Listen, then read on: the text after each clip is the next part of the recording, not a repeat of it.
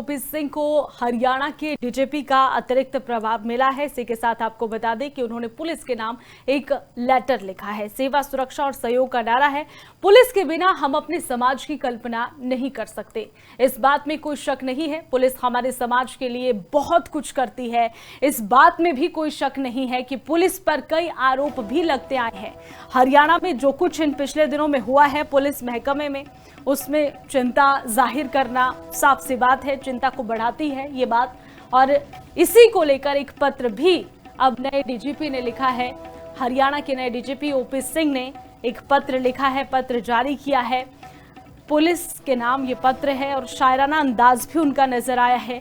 हरियाणा के नए DGP OP Singh ने चार्ज संभालते ही पुलिस बल को एक कहा जा सकता है एक तरह से कि एक प्रेरणादायक लेटर जारी किया है। इस लेटर में उन्होंने न सिर्फ पुलिस कर्मियों को राष्ट्र निर्माण में अपनी भूमिका निभाने की प्रेरणा दी है, बल्कि अपने शब्दों से एक भावनात्मक संदेश भी दिया है। दिल को छू जाता है उनका ये संदेश, क्योंकि जैसा कि मैं कह रही हूं कि देखिए, पुलिस जो है, इसमें कोई शक नहीं है कि पुलिस पर कई आरोप भी लगते रहे हैं। पुलिस का कई बार एक बहुत अच्छा चेहरा सामने आता है, तो कई बार बहुत नेगेटिव फेस भी सामने आता है। कई आरोप प्रत्यारोप भी लगते हैं। कई बार पुलिस बहुत अच्छा काम भी करती है, इस बात में भी कोई दो राय नहीं है।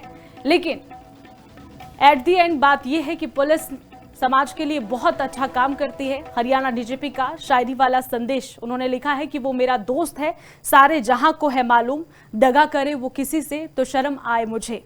वो मेरा दोस्त है, सारे जहां को है मालूम, दगा करे वो किसी से तो शर्म आए मुझे। ये एक शायरी उन्होंने पुलिस के नाम लिखी है। और ओपी सिंह ने मशहूर शायर कातिल सिपाही के शेर का जिक्र करते हुए ये लिखा है। साथ ही उन्होंने लिखा है कि हमारे देश का एक गौरवशाली अतीत रहा है। प्राचीन काल में नदी घाटी सभ्यता होने के कारण हम सबसे समृद्ध थे। इसी कारण सीमा पर से हम पर बड़े हमले हुए। हमने सदियों गुलामी झेली, आजादी कुछ ही दशकों की बात है।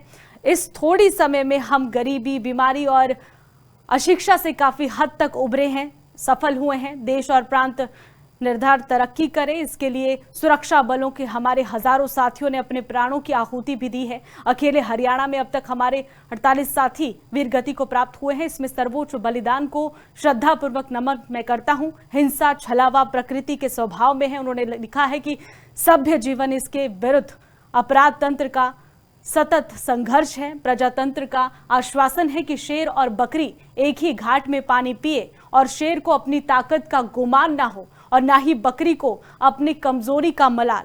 ये सुनिश्चित करने की जिम्मेवारी जो है वो पुलिस की है, ये पुलिस को ही मिली है। तो हरियाणा के डीजीपी का ये प्रेरणादायक पत्र है जो कि पुलिस महकमों को उन्होंने लिखी है।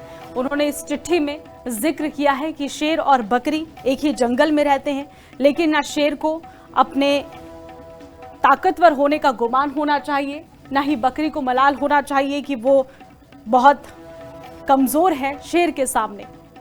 तो ये पुलिस महकमे को एक लेटर है, एक पत्र है नए डीजीपी का, जिसमें उन्होंने साफ तौर पर प्रेरणा दी है पुलिस कर्मियों को कि हारने वाली कोई बात नहीं है। क्योंकि इन दिनों में जो पुलिस महकमे में हुआ है वो सभी को हैरान करता है और चिंता व्यक्त करता है। जैसा कि मैंने शुरुआत में भी कहा था, तो ये पत्र बहुत मायने रखता है पुलिस प्रशासन के लिए।